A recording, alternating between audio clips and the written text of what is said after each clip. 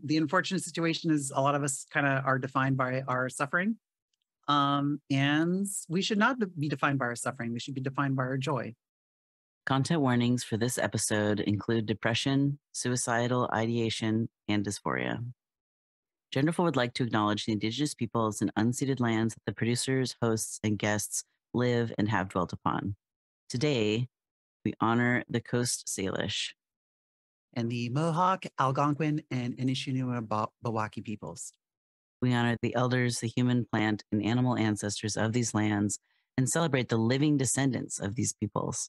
May all beings tend these lands for the goodness of the next 7 generations and beyond. Howdy, folks. Welcome to Genderful, a talk show interviewing gender-diverse people about their special interests. Hi, I'm GenderMeowster, and my pronouns are they, them. Hi, I'm Miranda Katita, and my pronouns are she, her. The focus of our show is to interview trans, non-binary, agender, two-spirit, and gender-diverse people regarding their special interests, passion projects, and resources for the gender-diverse community. We want our audience to know that we hold multiple diverse identities and bring these lenses to the show with our passion for telling our stories. I identify as non-binary, trans-masculine, polyamorous, ADHD, autistic, and disabled with chronic pain and mobility issues. I also am white and reside in the United States. I identify as trans-feminine, neurodivergent, queer, and a person of color residing in Canada.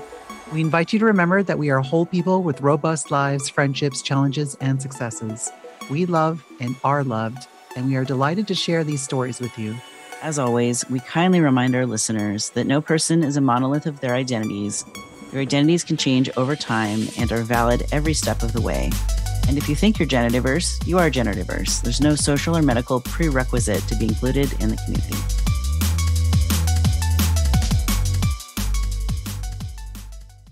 Welcome, everyone, to Genderful episode 99. Oh, my goodness. 99? I get to be the Wayne Gretzky episode. This week, our guest Miranda, she, her, is chatting with us about YouTubing as a trans person. Miranda is our wonderful co-host of Genderful, and she also streams on Twitch and makes YouTube content under the handle NassAttack. Welcome to Genderful again, Miranda. Of course. So good to have wonderful you here. To be here as a guest. I actually, I booked myself as a guest before I was asked to be a host on the show. So, it just goes to show how far out we're booking. Oh yeah, I think we're booking into like October or November right now. Yeah, and it's August. It's awesome though, right? Because then we don't have to stress out as much about, I don't know, who's going to be on next week. It's all last minute forever. Yeah, it's exciting. So anyways, I'm really glad that you're here, Miranda. I'm glad that our audience is going to get an opportunity to learn more about you because you've been around. I've been around. I've been around here. I've been around the block, as they say. I've had quite the interesting life. So there's a lot to talk about. Yeah, and I'm really excited to share with our guests, our listeners today. So we're going to start with our regular gender history questions, as you know, is our format and routine on the show. What are some things you can trace back to your youth that indicated you might be gender diverse one day? Yeah, so this is something that is really only becomes apparent with the benefit of hindsight, which I'm sure a lot of gender diverse folks can relate to. So I definitely had like a lot of behavior and thoughts, even as a very small child, that it's like looking back, it's like, oh yeah, no, I definitely, this is not like a new thing. This is not like, like an adult onset thing. This is like, I always wanted to be a girl. So just like to give a couple examples, like when I was really young, I would often try to like get myself in situations where I was like left alone at home. And so like, my parents would like go grocery shopping or they'd run their errands and they would take my sister with them. And, my parents, like, I was like a well-behaved child and my parents were willing to trust me, like being at home by myself. And so I would always like finagle ways to like be home alone. And that gave me the freedom to kind of get into clothes that I wasn't supposed to wear. So when I was really young, like, you know, I would like try on my sister's clothes, or like I would try on makeup and stuff like that. And then when I got a little bit older, I was like too big to put on my sister's clothes, and then I would try my mom's clothes. So I would do a lot of that sort of thing. And also, even though when my sister was around, like I distinctly remember a case where I, you know, quote unquote, reluctantly let my sister do my makeup. But it was something that like you know, for whatever reason, like I didn't have like the understanding or the language to really describe what was going on. Like to me, it was just like, oh, like trying on these different clothes is something that, you know, excites me or makes me feel good or whatever. And at that really young age, even at that young age, I was conscious of the fact that this is not something I could share openly. This is something that's, if my parents found out, it would have been something that I would have been made to feel ashamed of. And especially coming from an immigrant background, like I'm a first generation immigrant, like my parents are from the old country, and they're less understanding with that sort of thing. And I sort of grew up in a emotionally abusive household. So my parents are not ones, you know, that would have been supportive of that sort of thing. So I was very kind of sneaky as a child, and I kind of had to learn how to be very secretive with that sort of thing. So, but yeah, I can recall multiple instances of cases where I would have liked to have been a girl. You know, so stuff like, you know, I would take a bath and like, you know, I would hide my genitalia, and like I would like kind of like pretend like as if I had female genitalia. And you know, other things like, you know, when I was like a young teen, I would like shave my legs in the winter months, you know, when everyone's kind of wearing like pants and stuff.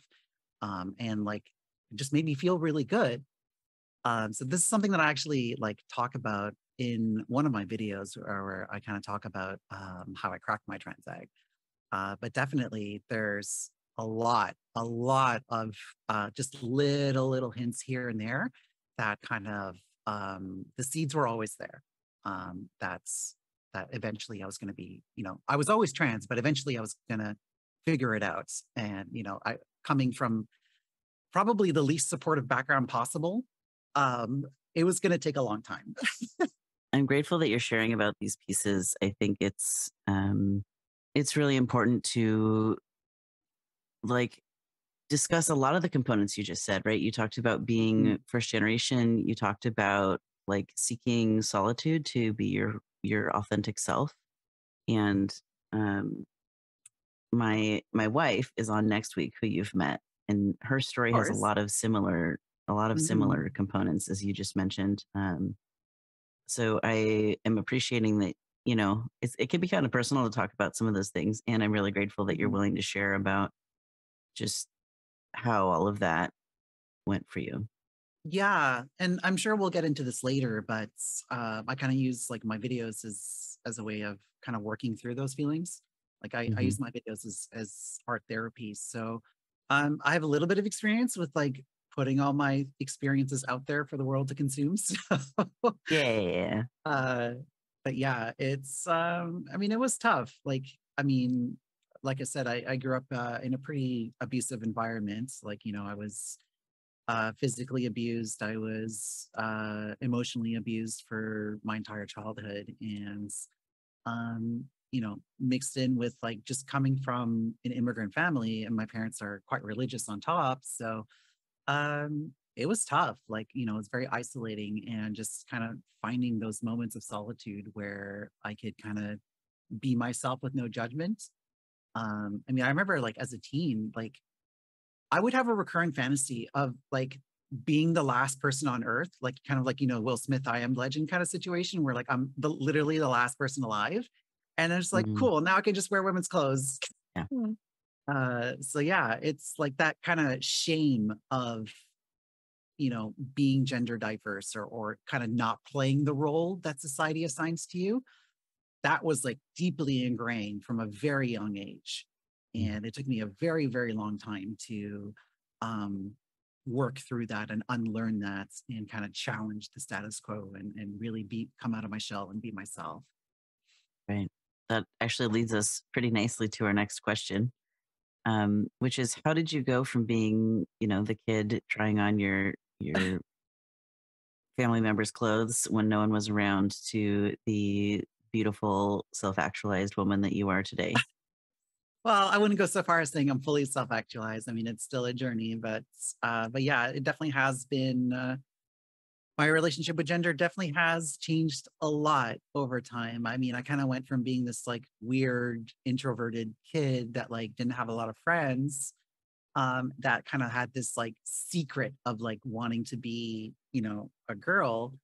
And then I just kind of, as I grew older, I kind of just put it off as, just like a childhood fantasy, or this is just something that's, you know, gets me excited, like there are quite a few folks out there who are critical of, the quote unquote trans movement or whatever, that kind of base their thoughts on a lot of pseudoscience around the whole idea of, uh, I'm stumbling on my words here, autogynephilia, which is it's pseudoscience. Like that's not a thing. Yeah. But that's something I internalized, as I, got in later teens and early 20s, where it's like, oh, well, this is just like a fetish. This is just something that gets me, sexually excited. This is not like a core part of my identity. I kind of repressed a lot of those feelings. So I definitely went through a phase of hypermasculinization. So, if you look at really old pictures of me, like I'm completely unrecognizable. Like, I used to have like a full beard. I used to shave my head. Like I used to pretend to like a lot of like stereotypical guy stuff, like I would try Yeah. to like learn sports and, I would do all the things that would, let me fit in with the guys. Mm-hmm. And that was very much a performance. I was always kind of performing that role, because that was what was expected of me, and I thought I had to do that in order to be accepted. Yeah. And then It's how you survive. yeah, it was a survival. Survival skill. Yeah, so um, I've always kind of just so like later on, and I'll circle back to this point, but yeah, it was a defense mechanism to protect myself. And as I got like older, and I get like late 20s, early 30s, when I'm kind of much more secure in myself and much more self-confidence, I started to become very secure in my masculinity, where like it's like, yeah, I can wear a pink shirt, whatever. Like I'm comfortable with who I am. I mean, I can do things that are like, against the male rules. Like whatever, come at me. So and at that point where I was just like I didn't feel the need to perform as much, where I could just like experiment a little bit more and just kind of do things that's kind of more lined up with what I wanted to do. And then this whole time I still had these fantasies of being a girl. And then once I started to seriously question my gender, like I kind of had like this egg cracking moments, um, and it's like, oh, wait, no, now I'm onto something. And then that's where I started to kind of explore my femininity and kind of realize it's like, oh, wait, no, I am actually trans. And then I had to challenge a lot of these false assumptions that I had about being trans, or kind of like confront a lot of this false information and false narratives surrounding what transness actually is. Because I grew up. I'm older than I look. I mean, I grew up in the '80s, which was not the best time for this sort of thing. Like there really wasn't a lot of information, and the information that out there was not exactly flattering. I mean, if you look at like media portrayals Yeah. of trans people over time, like they're not exactly flattering. Right. So, I was always like, well, I don't experience gender dysphoria, so that means I can't be trans, which is, spoiler, that's not true. Um, so I had all these like false ideas about what it was to be trans. And unfortunately, like the social circles that I was in, I didn't know any trans people. I mean, I still don't really know very many trans people. Like I know like quite a few online, but like you and your wife, are probably like the only, and like maybe a couple other people I can identify are people that I know like in person. But in my daily life, like I don't have trans people in my life. So I never really, and that's been true always. So I've never really had that, uh, shared experience of being around other trans people and asking them what their, what their experiences are like. And, you know, it wasn't until like I started questioning my gender where it's like, oh, and I started seeking out those stories. It's like, Mhm. oh, wait, no, I do see myself in these. So it's the road was very long and difficult, and it's probably more difficult than it needed to be. But a lot of that is a function of my environment and the time that I grew up in. Well, thank you so much for sharing that, Miranda.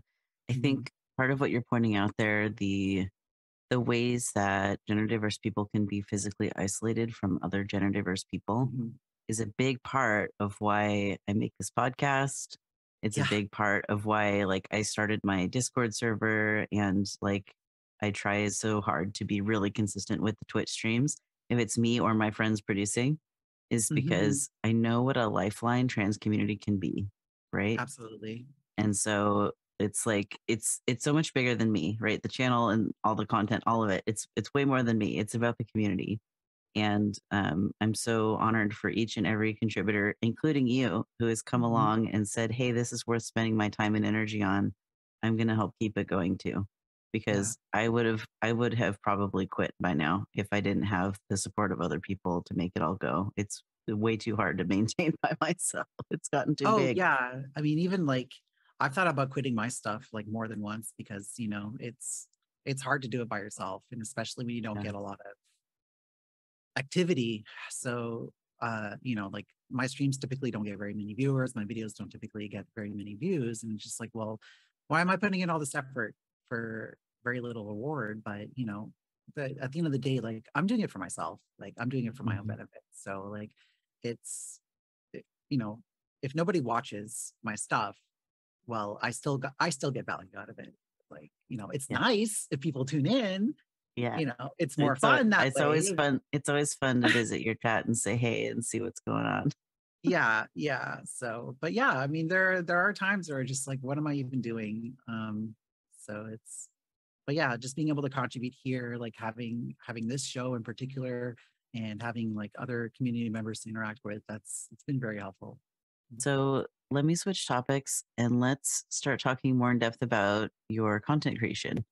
How did you get started with making videos on YouTube or Twitch? I don't know if you want to very much focus on YouTube or kind of talk about both. Well, it's so, I mean, I can just kind of, I mean, it's a long story, and I'm here to tell my long stories. So, Yeah, we're here to but listen to yeah, your long story. yeah. Some So I've people here might actually, even want to do similar choices and make their own content. So how did you get yeah. to where you are? So it's actually it's interesting how I got started on YouTube. So I've been a YouTuber for over 10 years, off and on. Um so once upon a time, I was actually a professional gamer. So I used to play Magic the Gathering at a professional level. Like I So would, cool. travel the world playing professional tournaments, and get paid for this stuff. And I genuinely think that's so cool. yeah. So I had a tournament that I went to in Japan that I did quite well at, and that was enough to kind of get me noticed and recognized. And I signed on with one of the Magic websites to produce like weekly content for them. So I had a column that I wrote every week, and sometimes I would actually do videos. So I started a YouTube channel where I would post just videos of me playing Magic online, usually draft or whatever. And and yeah, that's kind of how the channel started. Now I stopped playing Magic quite some time ago, and I kind of like let my channel stay dormant for a long time. And every once in a while, I would post stuff, but I wasn't really like something that like I kept up with. Mhm. Now, about a year ago, I decided that I was going to kind of take it more seriously and upload more because I noticed this trend on YouTube of Twitch streamers uploading highlight reels or clips from their VODs Yeah. onto YouTube, and there's what's called a whole Twitch to YouTube pipeline. So I thought that's, Twitch yeah. YouTube pipeline. Well, yeah, it's a Twitch to YouTube pipeline is what it is. So it's kind of like a circle where because Twitch and YouTube have their pros and cons, and they have their strengths and weaknesses. So Yeah. what YouTube is really good, does a lot better than Twitch is discoverability. So you can post, like, you can be a nobody on YouTube and you can post stuff, and if you have the kind of like the right titles and thumbnails and content, you'll get recommended. Like, people will click on your videos. So, and that's kind of like brings people to your Twitch channel, because YouTube is a lot more accessible than Twitch. So I have found their moderation settings are mediocre, though, personally. yeah, Especially on the shorts. Oh my God. Yeah. Oh, don't even get me started on shorts. People get spicy in the shorts comments. I'm not about that life. Yeah. So by this time, I was streaming fairly consistently on Twitch for reasons that don't really have anything to do with like content creation. But I decided, it's like, hey, like, I'm on disability leave from my job. I don't really have anything to do during the day other than play video games. Why not actually put some of all this time and spare energy that I have into making videos, because that is something that I know how to do. Like, I've been like, video editing has been kind of a hobby of mine for a very long time, probably like 20 years. So I was like, well, I can use some of these skills, and I can, take, clips from my Twitch streams and get them up on YouTube. But I eventually decided that I was going to start making like more high effort content. So like actual video essays and stuff like that. Because I have this like, very small platform, but it's something that like I know how to do, even though like I don't have a ton of experience making video essays. I do know how to make videos, and I do know how to write essays. So it's not a huge stretch for me to like, produce this sort of thing, even though the production values what if combine? Yes. What if combine? What if banking, but online? Now look at me. I'm as smart as Elon Musk. Wow.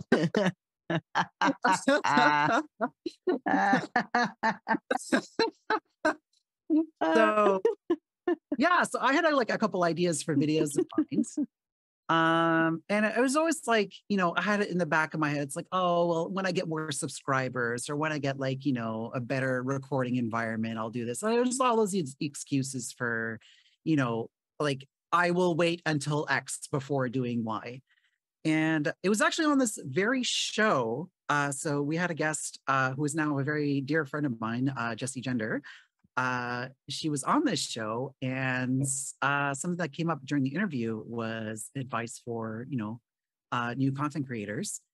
And the advice that she gave was, if you have an idea for a video or a project, just do it. Don't wait for the perfect, like, I'm paraphrasing here, but don't wait for the perfect time. Like, just do it. It might not be perfect, it might not be good, but just do it now. And I took that to heart, and I did it. I stopped procrastinating, and I stopped kind of putting it off, and I actually gave myself like a deadline for making my very first scripted video, which was all about how I cracked my trans egg, which is, that's a concept that I actually learned about recently. I didn't actually know what that was. So I heard it, and like, as soon as I heard of it, I immediately just like jotted down a whole list of stuff that helped me crack my egg. And it's like, oh, this will make for a great video one day. And then I just kind of saved the notepad file and just didn't think about it. It's like, no, it's time to actually make this video.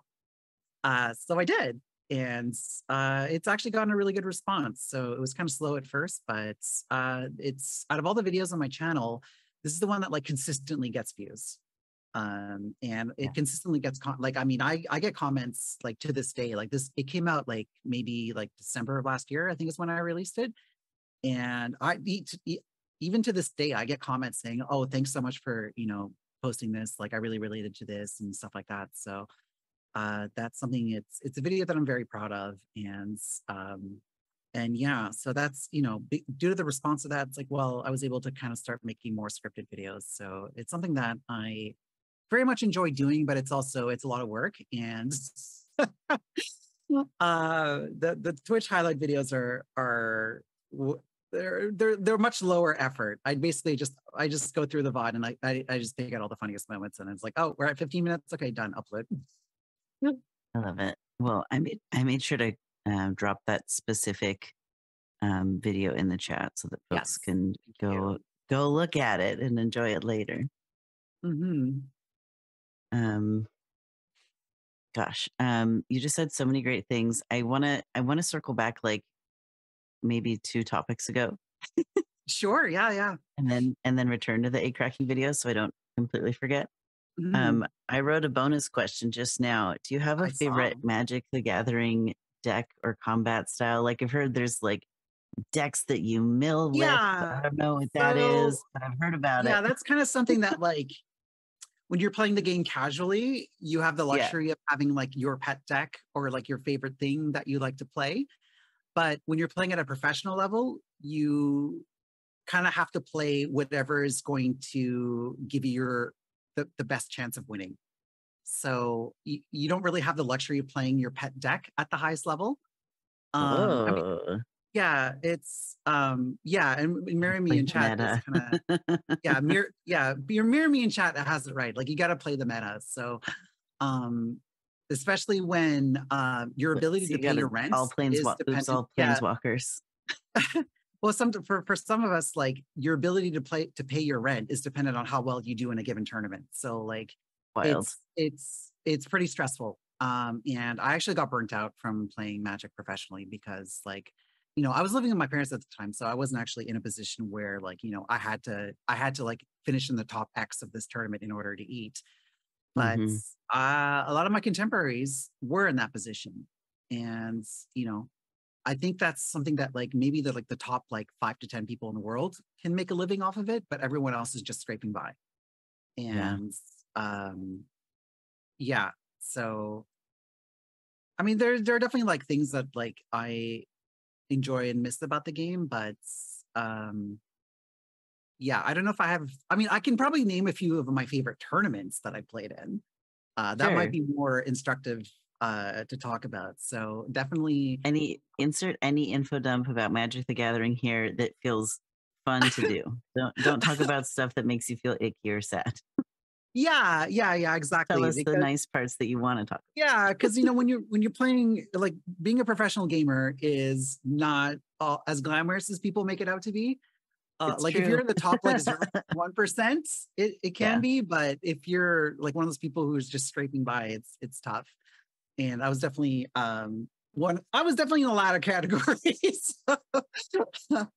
But I can definitely name a couple of my favorite tournaments that I played in. So I played in a number of professional tournaments. Probably like my favorite one that I played in was the one I played in Nagoya, Japan, that I actually did quite well in. And at that time, the tournaments were split formats. So half of the tournament is you bring your own deck, and the other half of the tournament is like a draft where you're opening packs and you're making decks on the spot.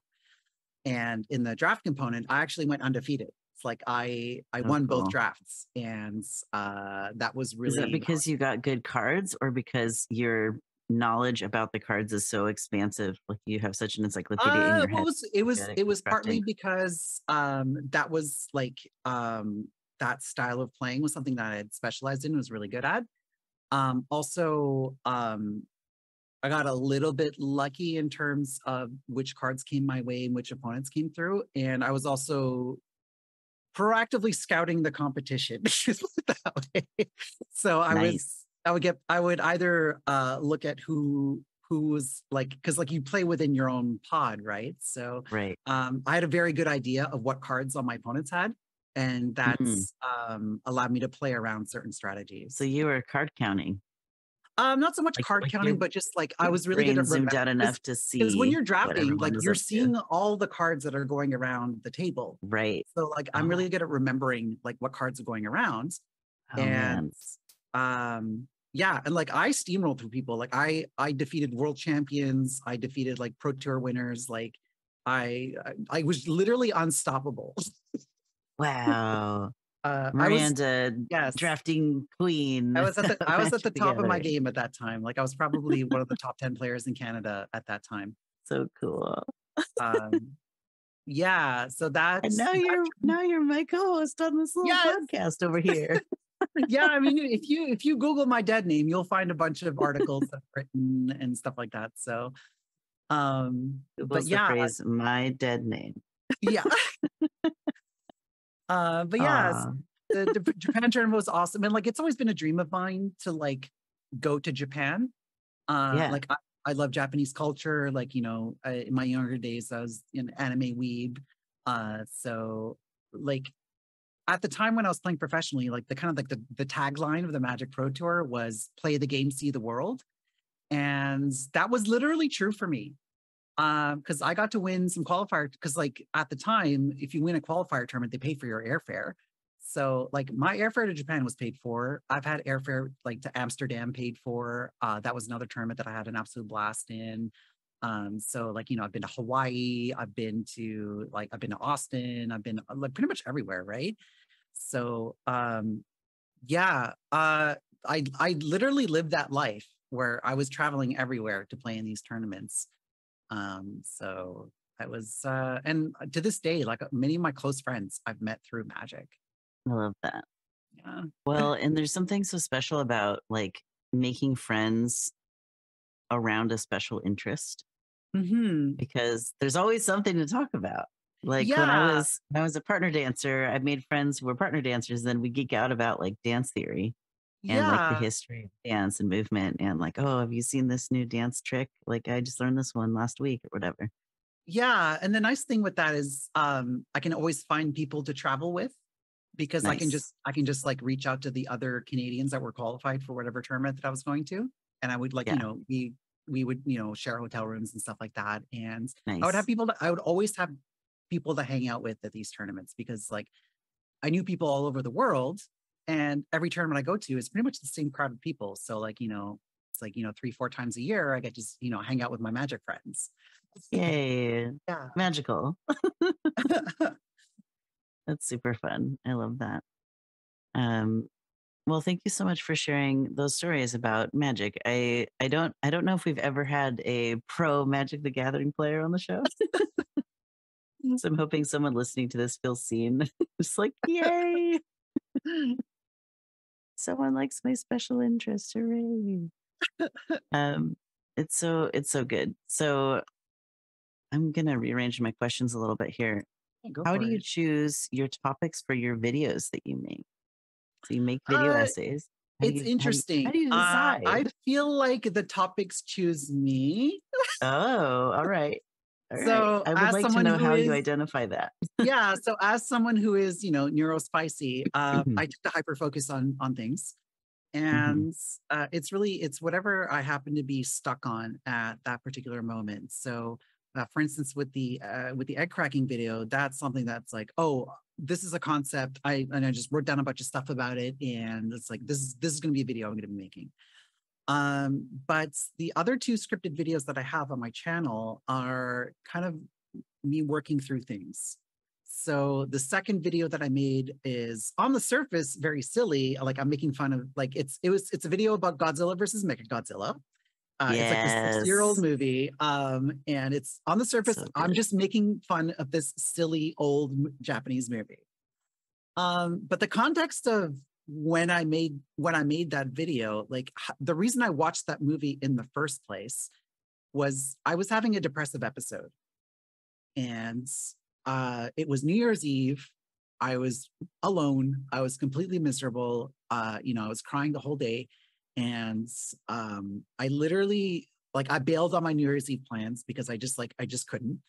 And I decided I was just going to scroll through Tubi. Tubi is like this like free streaming movie service Mhm. that has like a bunch of like old movies and crappy movies, and all the like the Sharknado movies you can find on there and stuff like that. So so I was Got it. scrolling through Tubi, like I'm literally just looking for, Wacky B-roll. Wacky. yeah, and this is in the video. Um, so like I'm literally just scrolling through Tubi, literally looking for like noise to fall asleep to, and I find Godzilla versus Mechagodzilla, And it's like, I've never seen this movie. Fine, I'll put this on. And like, I am not like a Godzilla super fan or anything. Like the only Godzilla movies that I've seen are the original Godzilla from like the 50s and like the Matthew Broderick one from 98 and like the Bryan Cranston one from like the early, like mid 2000s. So it's not like I know a lot about Godzilla. So I start watching this movie on the couch, you know, and, you know, I'm in this like really, really like dark place. And the movie is so strange. It's so like cuckoo bananas. that's it. So I say this in the video, it didn't cure my depression, but it confused the heck out of it. And yes, like literally like confusion tactic.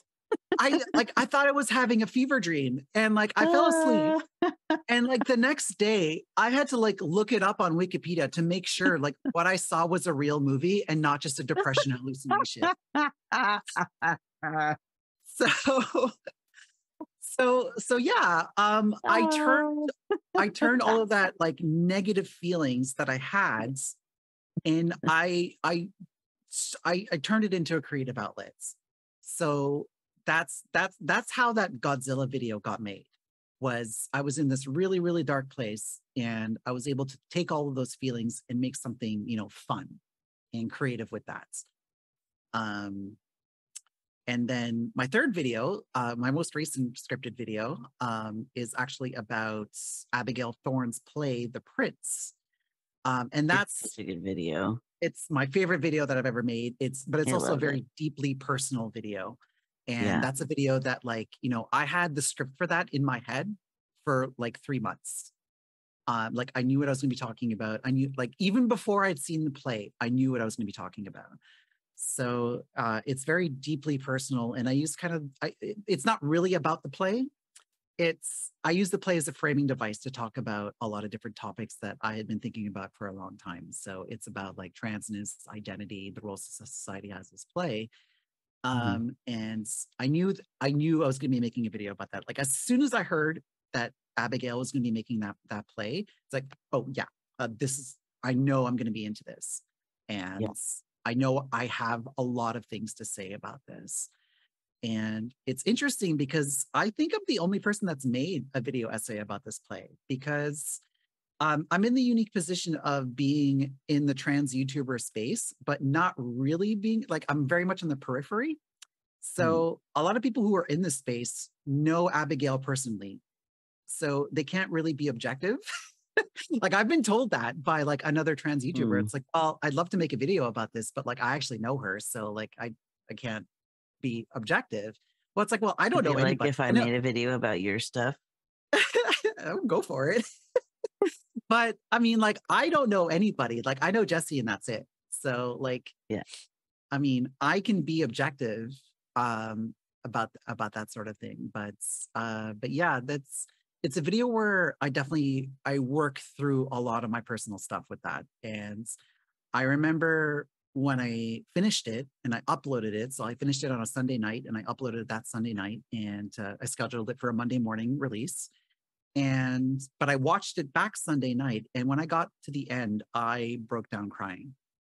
I was like happy crying. Like I couldn't believe that I had made something so beautiful. So this is why I extol the virtues of art therapy, because this is my art therapy. And I was really able to work through a lot with these videos. Thank you so much for sharing that with us. Aw. I'm all squishy in my heart now. Oh, I know. I'm tearing up a little right now too. So Miranda, just a small question, just a little tiny one here. How did your trans journey affect the way that you make content? In a lot of different ways. So it really, the kind of content that I'm making, it really depends on what I'm doing, right? So like obviously if I'm making a video about my trans experiences, then of course it's going to be the whole crux of it. But if I'm just playing my RPG, then because like right now I'm playing Baldur's Gate 3. So it doesn't factor into it that much. but definitely my trans experience do affect the way I engage with media. So, I mean, I don't go out of my way to bring it into every single little thing, but for instance, in Baldur's Gate 3, you have the option of fully customizing your character. And by that, I mean like what you have going on in the downstairs department. So that's something I found out accidentally. And, I just kind of had this like offhand comments like, oh, I can put myself in the game.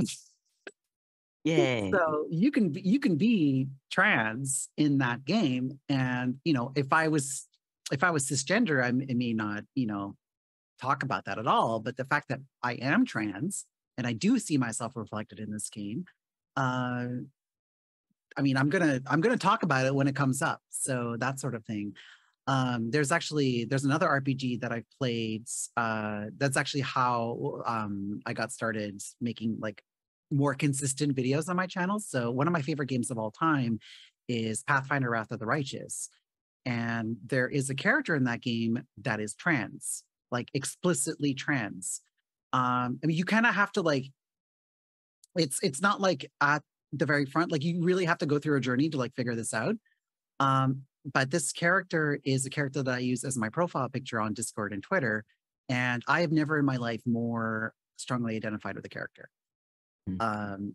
Because her journey has a lot of parallels with my journey. Now, I don't live in a fantasy world. I don't, I'm not married to a half-orc paladin, so that sort of thing. But the fact that like we have this character that their backstory is about them being trans and is about kind of them finding someone that's going to accept them for who they are. So, the very, very quick version of their story is that this person had this cult looking after them, and to hide from them, passed themselves off as a girl and realized that she liked being a girl and kind of presented herself as a girl for the rest of her life until she got herself into a situation where she was in trouble and she was rescued by the aforementioned half-orc paladin. And, they traveled together and they fell in love. And she was kind of working up to tell her big secret. It's like, well, I was actually born as a boy. And the paladin's response to this was, I already know, and I still love you. And when I heard that, I started bawling. I started just bawling. And it's just like, oh my God, that is the most beautiful thing that I've ever heard. And then you find out that the paladin pawned her family heirloom sword in order to buy her like a potion of gender reassignment. And I'm just like, that is as like a wedding present. And that is just like the most romantic thing that I've ever heard. So yeah, if it wasn't for the fact that I was trans, there's no way this story would have resonated with me as much as it has. And and just finding like just little stories like that here and there in games that really, really resonate with me. And that's something that I love to talk about in my content. So, obviously when I'm making content that is specifically about being trans, like, my egg cracking video or my Prince video, like obviously it's going to be about that. But even in my video game stuff, like the transness finds its way into those as well. Okay, but I love that. So I'm like tearing up about it. Oh my God. Like when I first heard about this, I literally couldn't tell the story without without crying. Like it's so wonderful. And I'm actually playing as I'm role playing as that character in my Baldur's Gate 3 run right now. Aww. Yeah. Aww. I know. It just I love it so much. About this question, what are some of your favorite moments from interactions with your audience? Yeah. So when I'm doing my live streams, I typically don't get very many viewers. So there's not really like, I do love it when people come in and chat with me, but I think some of my favorite moments are actually when I get like positive comments on my YouTube videos. So like I was talking about this before, I get comments on my trans cracking video like to this day. because it's what's typical for YouTube videos. Like you'll get comments, in the first like few days after a video comes out, and then the views and comments will drop off after that. But the views and comments on this particular video have been pretty consistent over the last few months, and it's really picked up in the last couple of months. And every few days, I get a comment saying, "This video helped me," or I was able to relate to this video, or whatever. So I actually had a comment a couple of weeks ago, kind of someone like me who realized they were trans much later in life, and this person was in their 50s, and they said that they were isolated, and the video really helped them. So I know personally that seeing other people's stories and seeing other people's YouTube videos helped me a lot in my own journey. I don't think I would have fully figured out my gender if it wasn't for YouTube. And being able to pay that back, pay it forward as it were. That's ultimately why I do this. I'm certainly not doing YouTube for the money. I've literally, my channel isn't monetized. I don't make any money off of this. Even Twitch, I barely make any money off of. I'm certainly not doing it for that. I'm not doing it for clout or fame, because whatever, I'm a nobody, who cares?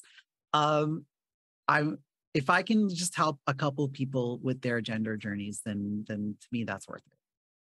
No. So something that I think most or all people is important for them all to keep in mind is safety online. And I feel like that compounds when you are trans or a person of color or a woman or all three of those things. Yes. And so how do you protect yourself and your community while publishing online? Yeah, no, I like that you brought up those three intersecting identities, because I am a trans woman of color, and I have light skin, but I'm not white. So my background is Arabic, and I've faced a lot of racial discrimination in my life. Probably less now, I mean, most of the hate comments that I get have more to do with me being trans than me being a person of color, but all three of those things intersect. Now, in terms of how I protect myself, so again, Sonia Birch said this in the chat, saying I'm not a nobody. Well, I mean, I say that as self-deprecating humor, but I have a very small platform, relative to maybe your favorite trans YouTubers who have much larger platforms than I do. So the nice thing with being a small YouTuber is I don't really get a lot of hate comments. I mean, I still get them. So any trans person who is online, you're gonna get them. You're gonna get bad comments. You're gonna get people coming into your stream causing trouble. It's really, we all get it regardless of the size of our platform, and it just increases with the size of your platform. Yeah. So, and that's something that I, have to explain to my cis friends. It's no, we all get it. It's not just the famouses that get it.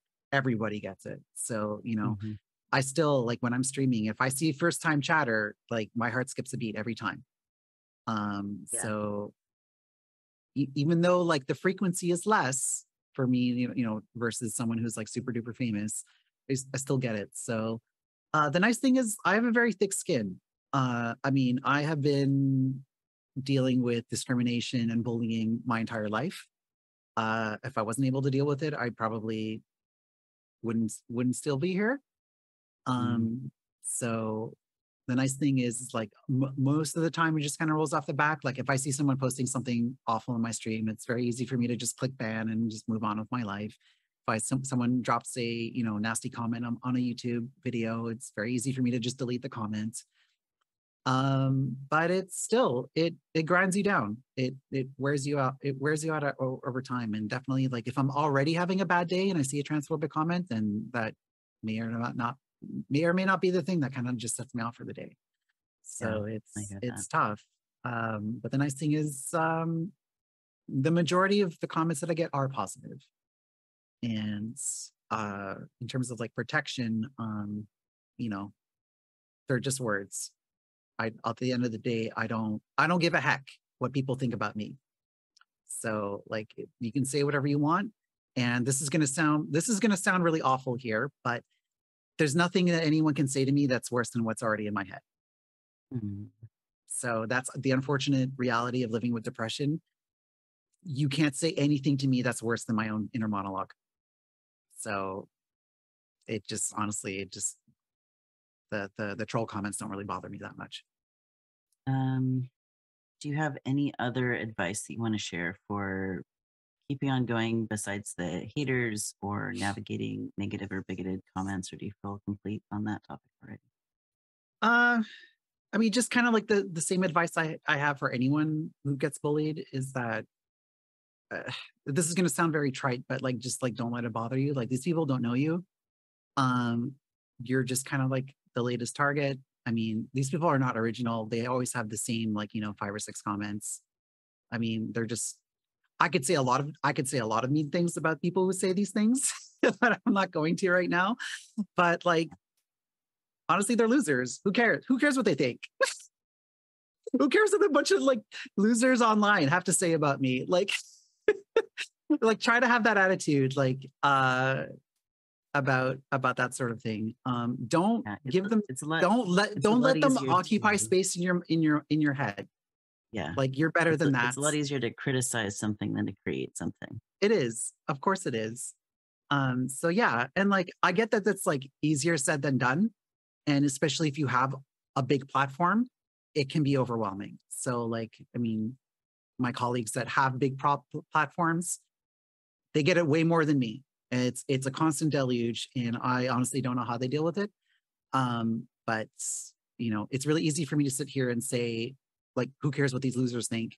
But I don't have to see 500 messages a day also. So yeah, I would say don't invest energy into these people.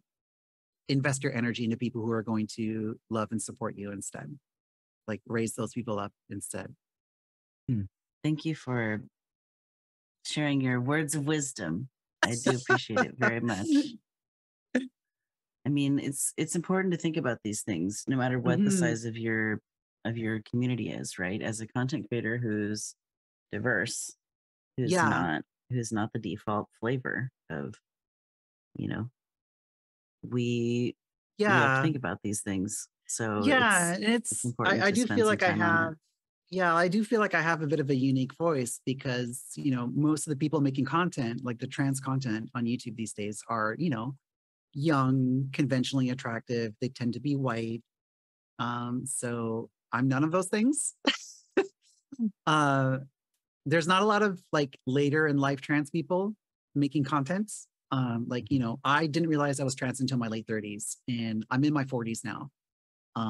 So there's a lot of people that are making content these days, figured out they were trans at a much earlier age.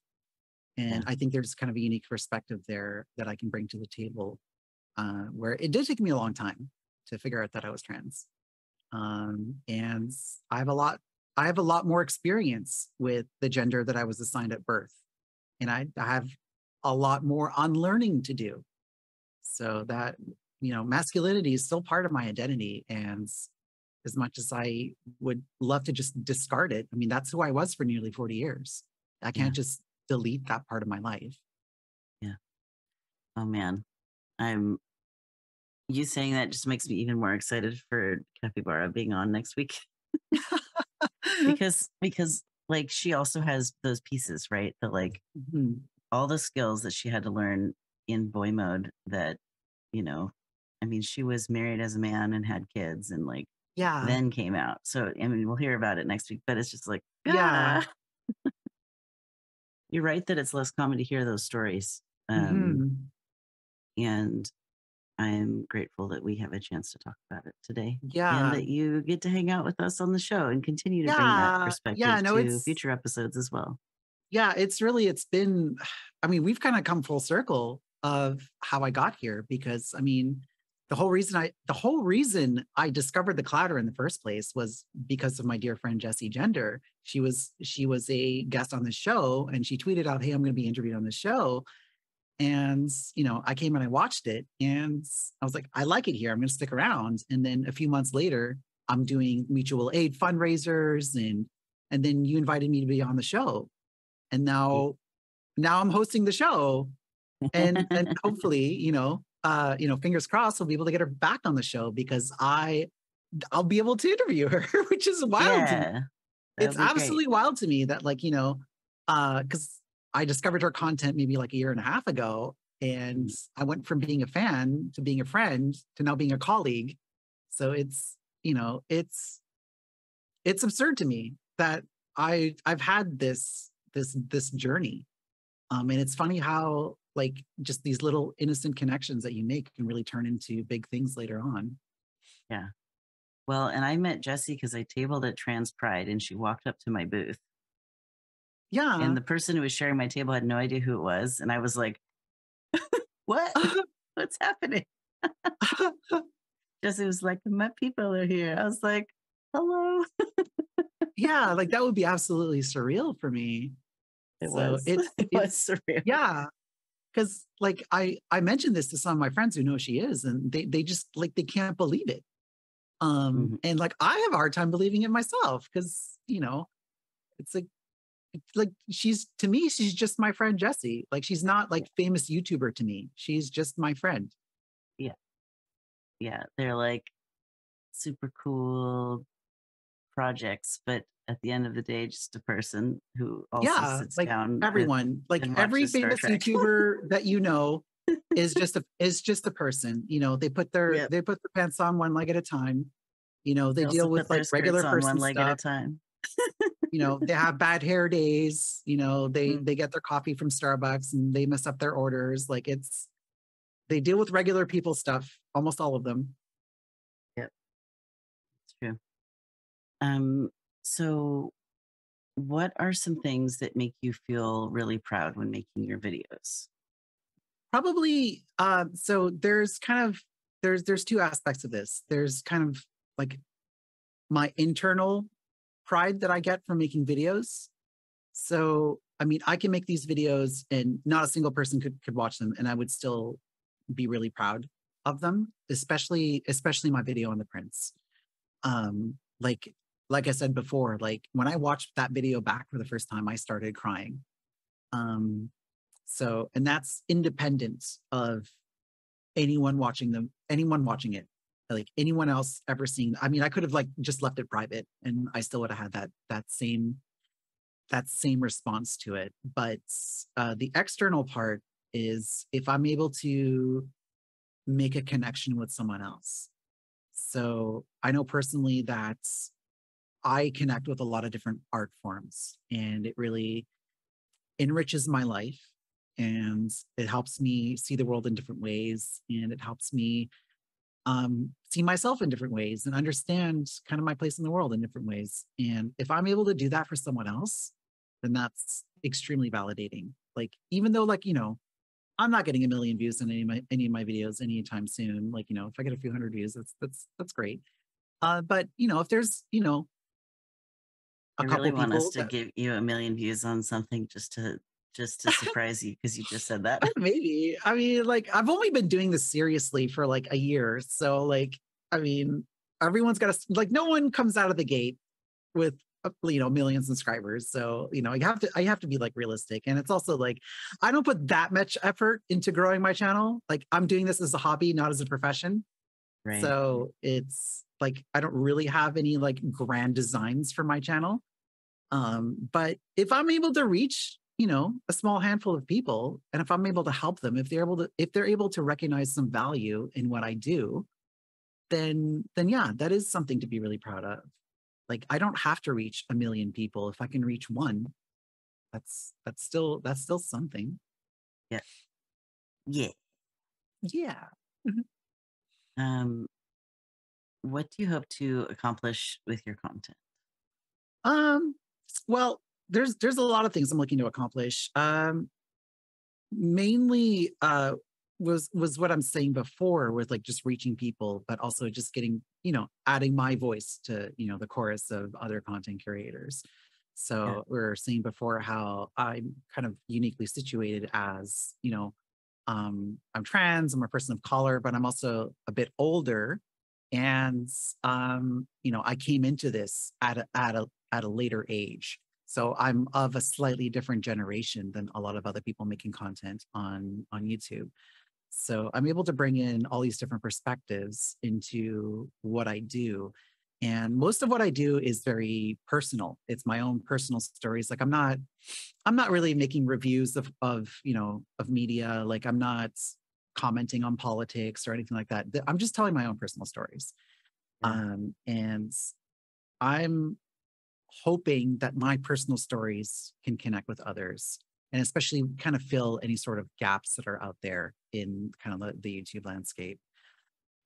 Especially with like, I have a video that I am planning for later this year about the Dune films, which is, I don't do a lot of media analysis, but I think this is something that I'm uniquely situated to be able to provide a analysis on because the Dune story is uniquely Arabic, Middle Eastern, Islamic. And Frank Herbert, when writing the story, like he based the Fremen on, you know, the War of Algerian independence.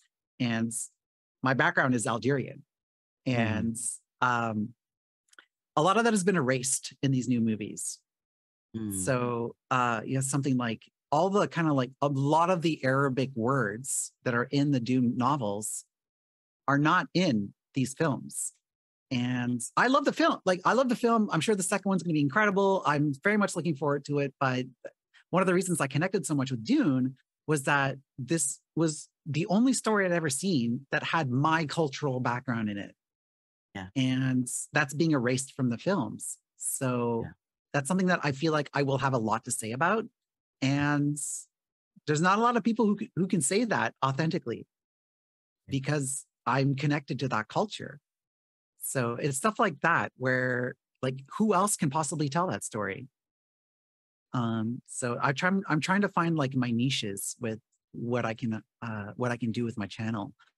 And then there's also the other thing I'm looking to accomplish is just really the whole like pipeline situation where I'm putting out my YouTube videos in the hopes of bringing more people to my Twitch channel. I'm not the only. I'm not just talking to myself the whole time. Yeah. So if folks watching live now or folks listening later, you can follow NassAttack on both YouTube and Twitch and turn on the notifications. Yes. You can enjoy Miranda in all of her glory in all the places that she's making content. Is there anything else that we missed about being a trans YouTuber that you'd like to make sure that you get a chance to say today, Miranda?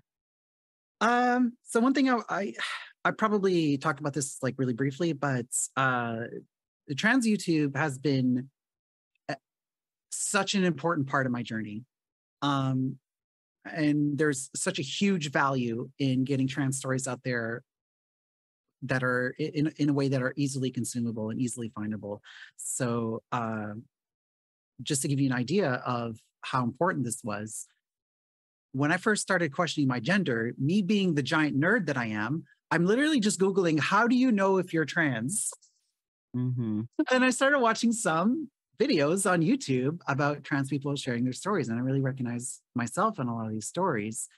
And I remember there was one particular YouTuber who said that if you're questioning whether or not you're trans, you probably are. And when I heard that, it sent chills down my spine.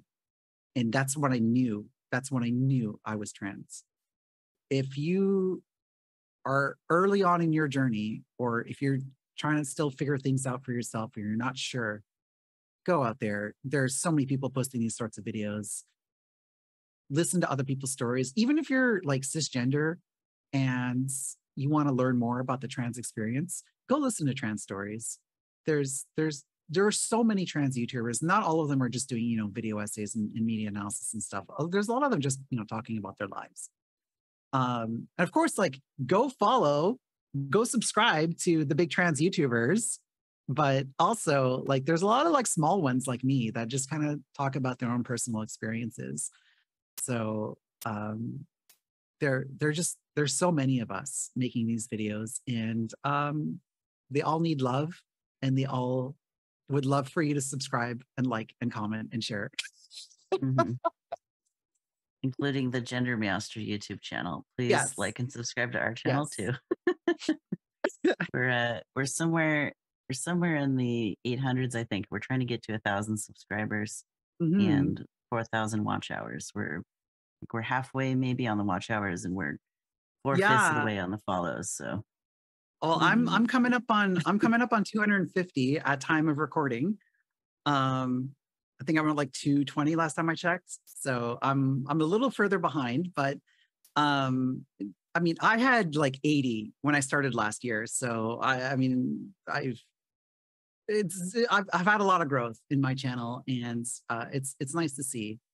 So yeah, I think I might do like a 250 subscriber special, and then if I hit 1,000, like if I can monetize the channel, again, I'm not doing this for the money. Like, I mean, I have a day job.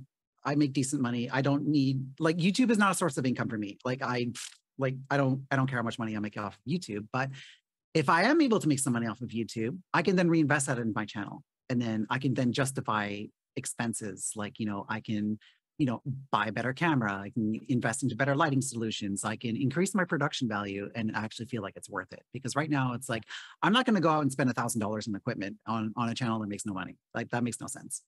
Yeah. But, if it does actually bring in money, then I can justify those expenses.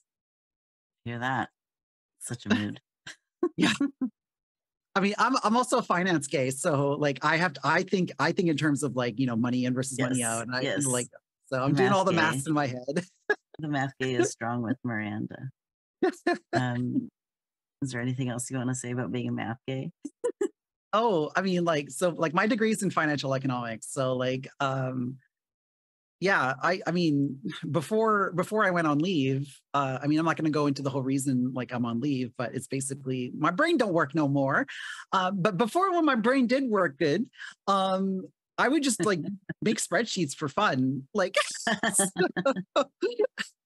like there's something that's just so satisfying about working on a really complex math problem and then solving it. Like, it's just, I don't know, like, I can sit there and it's like, I can do like this really complex integral, and like, I'm gonna have like 3 pages of derivations, and I get to the end, I'm just like, I don't know. That's maybe something that only math people understand.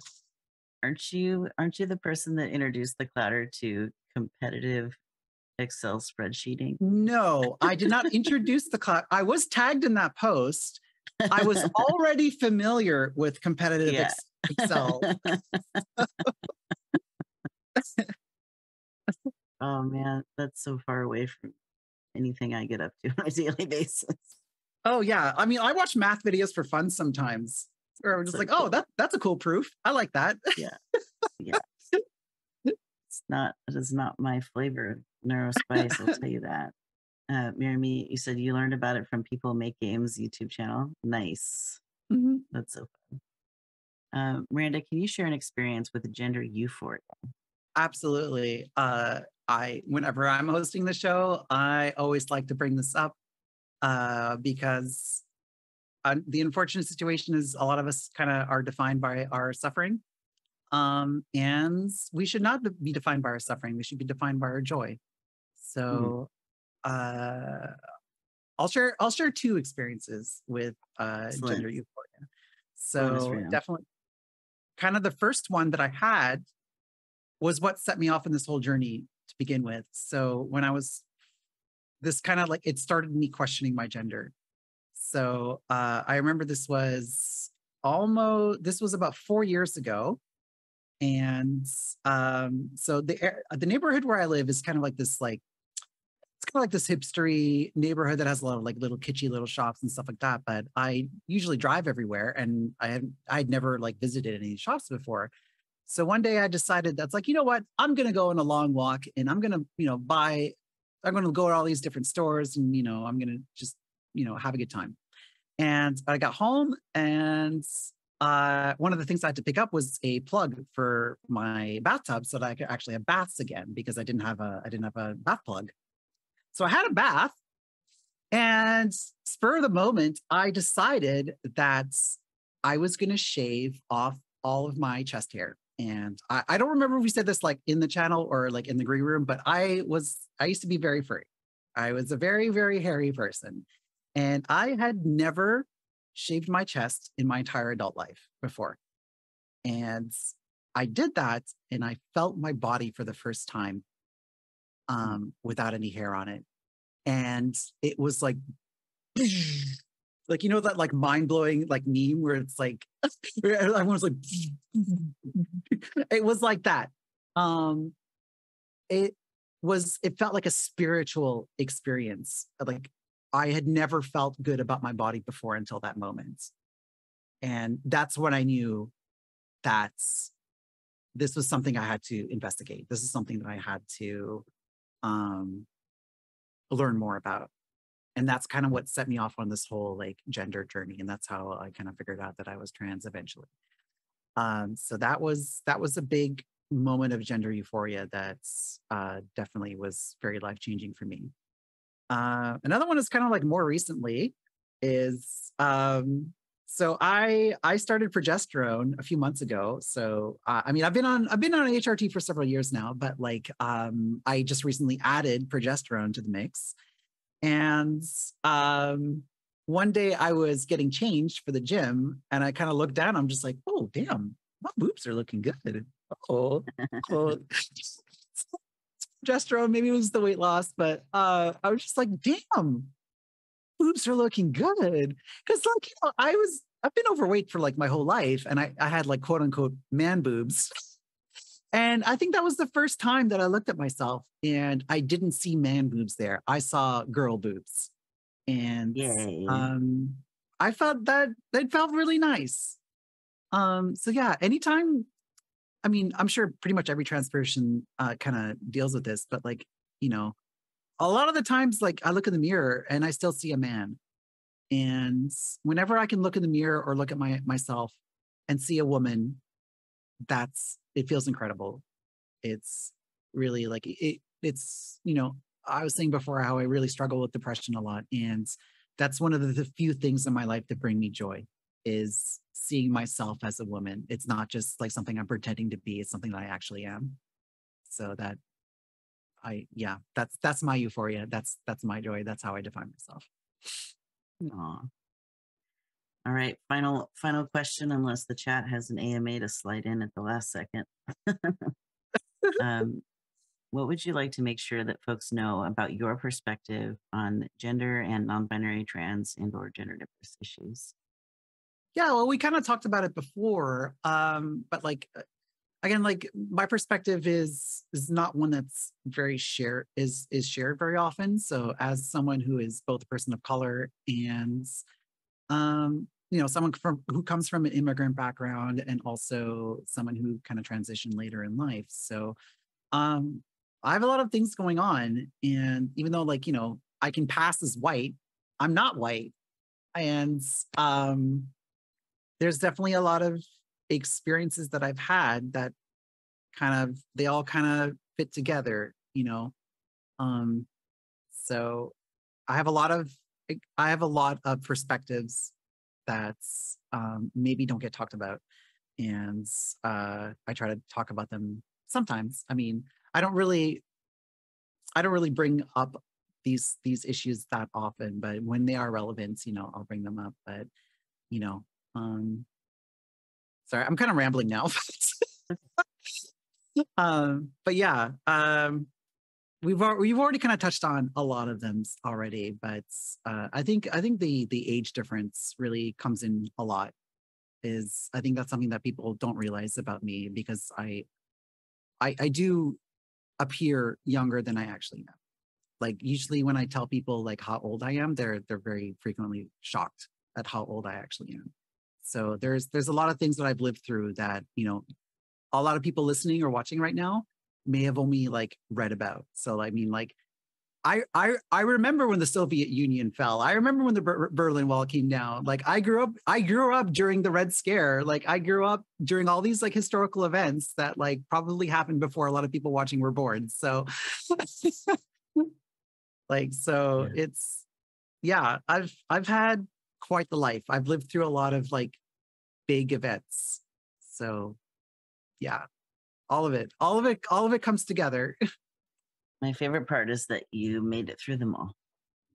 Yeah, You get to be here somehow. today and Somehow. share this Oh boy, space we with all of I feel us. like I feel like we scratched the surface of what I've been through in my life during this interview. There's a whole iceberg under there of other hootenanny that I've been through in my life. So The great Miranda Hootenanny. That's your next yes, YouTube video. yes. Oh my God. One of these days I'm gonna have to like write my memoirs and people will be like, this sounds made up. You made up all these things. Like, no. The real story is actually even more like out there. I had to tone it down to make it more believable for Prince. Oh, awesome. Folks, Miranda is a queer and trans YouTube content creator and ne'er-do-well, making videos on whatever her brain is currently hyper-focusing on at the moment. You can catch her work on youtube.com/@NassAttack with 2 S's. You can also find Miranda on Twitch at the same handle, NassAttack. Yeah, and on socials, you've got a Twitter with NassAttack. It's I NassAttack do. everywhere. I have a Twitter until Twitter burns down. Yes. Yes. So Or X.com or whatever they're calling it now. I refuse to call it that. Twitter. I made a joke the other day on stream that Twitter is the only entity that I'll dead name. Mostly because I'm angry that Elon has taken it and made it so hard for so many, sex workers, people of color, gender diverse people to work and get their money because like Twitter is going down in a dumpster fire. So yeah. Oh, anyway. What a disaster. Oh my God. It just it's so frustrating because like Twitter has been such a positive influence on my life. I mean, like I literally wouldn't be here on this show right now if it wasn't for Twitter. Like this is how I found out about the Clowder, and this is like there's a lot of people that like I wouldn't be friends with if it wasn't for Twitter. So like it's so frustrating to me that like I joined Twitter and made all these positive changes to my life just in time for Elon Musk to come in and ruin it. It does highlight the importance of having our communities in spaces that are more resilient and less likely to be affected by changes like that. So folks, anytime you have a content creator that you love, follow them on as many platforms as you can. So if one goes down, you still have access to them. Even if you're not regularly on those other platforms, right? Honestly, for this community, the Discord server is a really great place to join. We've got events up every week with all of our streams and any other events we're doing that might not be on Twitch. We have our website. We don't have an email list per se, but we do have a Patreon that you can follow even if you're not subscribing financially, and you'll get a monthly post from us. There's also a Clowder Substack that folks can follow. So if you look on the link tree for GenderMeowster, you'll find all kinds of things to go follow and all of that. Yeah, we're working on a website and an email list. It's a little ways out though. So anyways, Miranda, would you be willing to share this week's Clowder query that our audience can answer on their social media platforms? I would love to. What sort of art therapy helps you? So folks, you'll be able to answer that on socials. I think we're also posting those on YouTube as a community post, so you can interact with it on YouTube directly as well. Awesome. Well, here's our coming soon, folks. Next week is episode 100. We finally made it to 100 episodes next week. I'm so excited. And our very special guest is my wife, Trans Capybara. Unironic, my wife. My wife, my actual literal wife. Yes, your literal wife, who's lovely and amazing. I had a wonderful time hanging out with her when I came down to visit. So I'm looking forward to next week very much. Me too. It's going to be so good. I'm going to ask her to tell the boat story. It's long, but it's also ridiculous. I got the short version of the boat stories, so it's quite the tale. But you'll have to tune in next week to find out on a podcast for like several years now. It's her story she tells at parties. It's a good story. So please come back for that. We're going to be discussing authenticity, and really you just get to watch me swoon at my wife. So often people come to the channel and you hear me say nice things about her, but now you get to see me make faces at her too. So come back next week for that. And we have a number of community updates for folks. So we wanted to say a heartfelt and loving thank you and farewell to Atlas Phoenix, who is retiring from the show to focus on their documentary, Beautiful Boy. Folks, please do go to beautifulboy.com to follow Atlas's project. It's a documentary talking about Atlas's life and mental health journey and transition as a non-binary mixed race person who also rejects identifiers and just wants to be a human. Such bittersweet news, such bittersweet news. I agree. And we're still dear friends. There's no animosity or negative feelings between us. Atlas just like the film production is taking off so much that Atlas needs every moment of time to make it happen. I will say that Atlas is in a moment of looking for like financial support for the film. So please do go to that website and sign up for Atlas's email list. There's actually a way that you can subscribe on Atlas's website directly to financially support Atlas month to month, and that ongoing monthly support for any creator, for me, for Atlas, for Miranda even, that's part of how we can make sure that we keep making content, is knowing that we're going to be able to pay our bills and our basic recurring expenses. So please do go subscribe on Atlas's website. You get access to the whole backlog of Atlas's films, which is incredible. I mean, Atlas has been a filmmaker for, I don't know, 20, 30 years or something. So we are going to be planning a farewell stream with Atlas. We have to work around a couple of different things. It might be in October or later. It's not going to be right away. But do keep your antennae tuned for that. And if you're in the Discord server, you'll have the best chance of getting that announcement. So go to discord.gg/Meowster to join our Discord server. Second piece of community news is Gender Federation, our stream team, got Twitch affiliate over the weekend. We did it. I'm very excited. So stay tuned for an affiliate celebration. It's not currently scheduled, but Gender Federation is wonderful. And I just dropped the link tree in the chat as well for folks that want to go drop some follows on all those platforms. And we do have a new segment at the end of the show before we play our outro that we're introducing this week on Miranda's episode. We would like to thank all of our patrons on Patreon. And so I'm going to read all their names. Here we go. Ready? Here we go.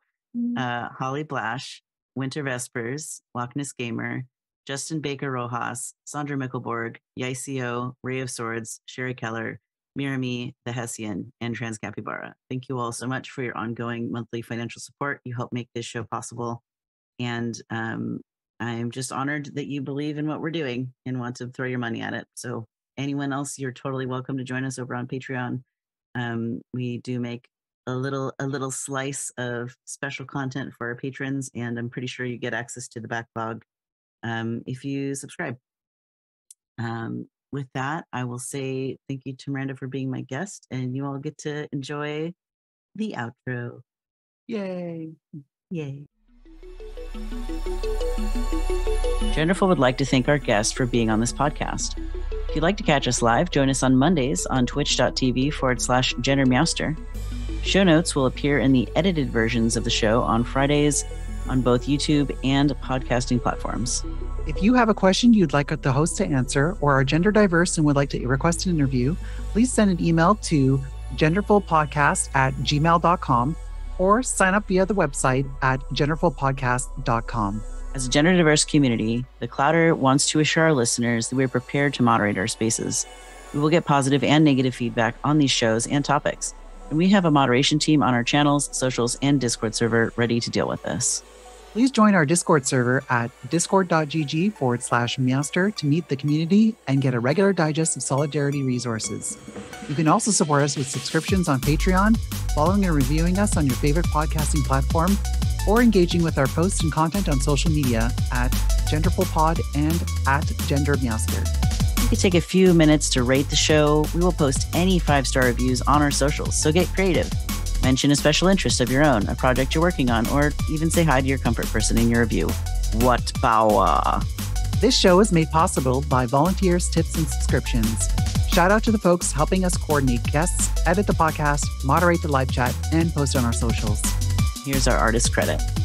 Genderful is hosted by Miranda Katita and GenderMeowster. Genderful's pre-show is wrangled by JuiceTex. Genderful's live stream is produced by Mirami. Genderful is edited and mixed by TransGriffin and FreeRangeMegs. Genderful's promos and thumbnail graphic are designed by TransGriffin. Genderful's social media is managed by Kainsey. Genderful's theme song is called Hope by FreeRangeMegs, also known as Soma. The current GenderMeowster logo was designed by Siptopia. Genderful is the intellectual property of GenderMeowster. All rights reserved. Trans rights are human rights. That's right.